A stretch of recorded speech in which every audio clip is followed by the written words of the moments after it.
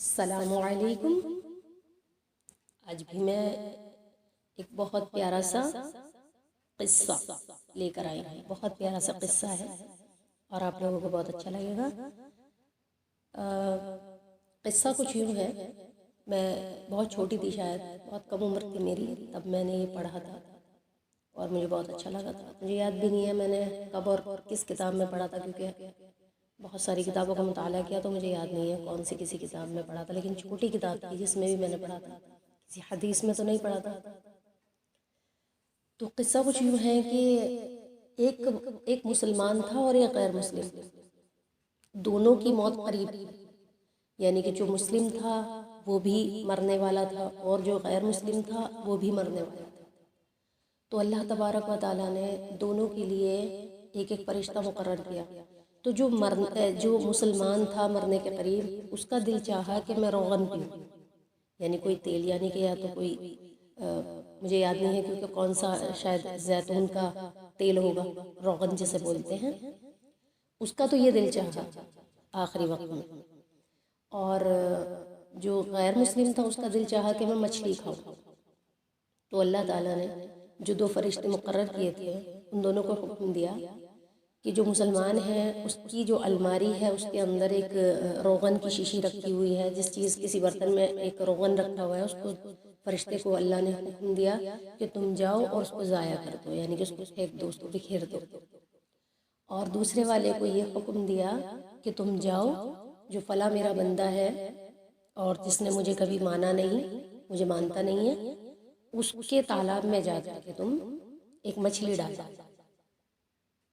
بس فرشتے جو ہے اس کام کے لیے نکل پڑے۔ اب وہ جب چلے تو کیونکہ اللہ کا حکم تھا، ایسا تو کبھی ہو نہیں سکتا کہ فرشتے اللہ تبارک و تعالیٰ کے حکم کو بجا نہ لائے، ایسا تو کبھی ہو بھی نہیں سکتا۔ یہ تو ہم انسانوں کی عادت ہے، اللہ تعالیٰ ہمیں اپنے حکم کے اوپر عمل کرنے کی توفیق عطا فرمائے۔ اب جو ہے فرشتے چلے گئے، اپنا اپنا کام کرا، لیکن راستے میں جو ایک دوسرے سے ٹکرائے تو انہوں نے کہا کہ بڑی عجیب بات ہے، مجھے اس کام کے لیے بھیجا، دوسرے نے کہا مجھے اس کام کے لیے بھیجا۔ کہنے لگے بڑی عجیب بات ہے، چلیے اپنا اپنا کام کر کے وہ پھر اللہ تبارک و تعالیٰ کے حضور حاضر ہوئے۔ تو انہوں نے پھر کہا اللہ تعالیٰ آپ کی حکمت آپ ہی جانے، لیکن یہ کیا معاملہ ہے؟ مطلب یہ کہ جو مسلمان ہے، آپ کا ماننے والا ہے، کلمہ گو ہے، آپ کا اقرار کرتا ہے، آپ نے اس کا جو روغن تھا وہ ضائع کرا دیا۔ آخری اس کی ایک تمنا تھی کہ وہ روغن پیتا مرنے سے پہلے۔ اور جو ایک غیر مسلم تھا جس نے کبھی آپ کو نہ پہچانا، نہ جانا، نہ آپ کو مانا، پھر اس کی ایک تمنا تھی کہ وہ مچھلی کھائے، آپ نے اس کے تالاب میں مچھلی ڈلوا دی۔ اللہ تعالیٰ نے کہا تم میری حکمتوں کو نہیں جانتے۔ دیکھو، جو غیر مسلم تھا اس کی کوئی نیکی تھی جو میں نے دنیا میں اس کی آخری تمنا پوری کر دی، جو آخری ایک تمنا تھی وہ پوری کر کے اس کی وہ نیکی کا اس کا صلہ اس کو دنیا میں نے دے دیا۔ لیکن جو ایک مسلمان میرا بندہ تھا، جو میرا ماننے والا تھا، مجھے مانتا تھا، اس کا ایک گناہ اس کے سر پہ تھا، جو میں نے اس کی آرزو کو پورا نہ کر کے اس کا جو روغن تھا وہ ضائع کر دیا، اس کی تمنا کو میں نے ترک کر دیا، مطلب اس کی تمنا میں نے پوری نہیں کی۔ تو کیونکہ اب میں چاہتا ہوں کہ میرا بندہ میرے پاس بالکل پاک صاف ہو کر آئے۔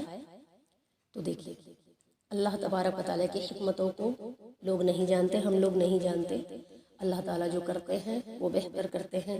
آج ہم اگر ذرا سی ہمیں تکلیفیں ہو جاتی ہیں تو ہم جو ہے اللہ تبارک و تعالیٰ سے ہی شکوہ شکایتیں شروع کر دیتے ہیں، ایک دوسرے کے سامنے رونا شروع کر دیتے ہیں، ہمارے ساتھ یہ ہو گیا، ہمارے ساتھ وہ ہو گیا، ہمارا فلاں انسان مر گیا، اتنی جلدی مر گیا، وقت سے پہلے مر گیا۔ کچھ فریائی جملے بھی ہم لوگ بول دیتے ہیں جو کہ ہمیں بالکل نہیں بولنے چاہیے۔ کوئی کام وقت سے پہلے یا وقت کے بعد نہیں ہوتا، اللہ نے ہر چیز کا ایک وقت رکھا ہے، اور اللہ کے ہاں جو فیصلہ ایک بار ہو جاتا ہے تو بس ہو جاتا ہے، اسے کوئی بدل نہیں سکتا۔ اور اللہ کے جو فیصلے ہوتے ہیں وہ بہتر ہوتے ہیں، ہمیشہ بہتر ہوتے ہیں۔ انسان کو اللہ نے اتنی سمجھ نہیں دی کہ وہ سمجھ سکے، تو اس لیے جو ہے اللہ سے کبھی شکایت نہیں کرنی چاہیے۔ اور کبھی بھی اگر کچھ ایسا ہو جائے، برا ہو جائے، تکلیف ہیں، بیماریاں ہیں، لوگوں کو آج کل بہت بیمار ہیں لوگ، تو اس میں اللہ تعالیٰ سے شکوہ کرنے کے بجائے انسان اپنی طرف دیکھے، یہ کہے یا اللہ میں ہی خطا کار ہوں، میں ہی گناہ گار ہوں، اللہ آپ مجھے معاف کر دیجئے، میں نے آپ کی بہت نافرمانی کی ہے، اللہ تعالیٰ آپ مجھے معاف کر دیجئے۔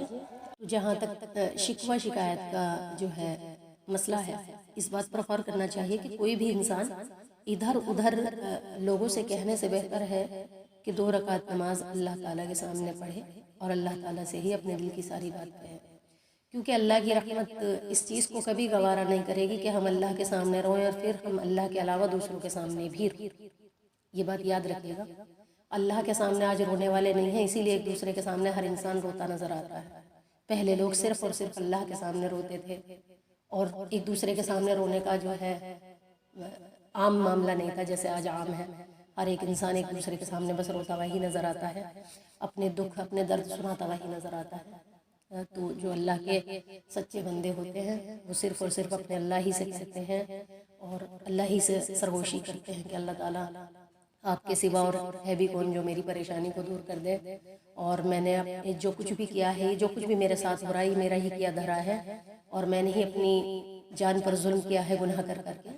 تو اس طرح سے اللہ کے سامنے ندامت ظاہر کرنی چاہیے، انکساری ظاہر کرنی چاہیے اور اللہ سے توبہ کرنی چاہیے اور اللہ سے شکوہ شکایت نہیں کرنی چاہیے، بلکہ اللہ سے توبہ کرنی چاہیے، بہت توبہ کرنی چاہیے۔ یہ نہیں کہ ہم اتنے دنوں سے کر رہے ہیں تو ہم نے کتنی بار دعا کر لیا، ہم کتنا گناہ کرتے ہیں، کتنا گناہ کرتے ہیں ہم، ہماری زندگیاں نکل جاتی ہیں، ہمیں کبھی نماز کی توفیق نہیں ملتی، ہماری زندگیاں گزر جاتی ہیں، ہمیں جو ہے کبھی اللہ کے سامنے 2 باتیں کہنے کا موقع نہیں ملتا۔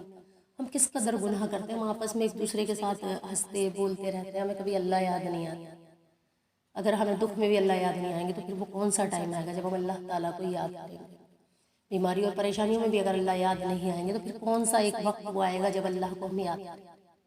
تو اس لیے ہمیں اللہ سے توبہ کرنی چاہیے اور اللہ سے توفیق مانگنی چاہیے، کیونکہ اللہ کی مدد کے بغیر کوئی انسان گناہوں سے بچ نہیں سکتا اور اللہ تعالیٰ کی توفیق کے بغیر کوئی انسان اچھے کام کر نہیں سکتا۔ تو اللہ سے دعا مانگیں اور شکوہ شکایت نہ کریں۔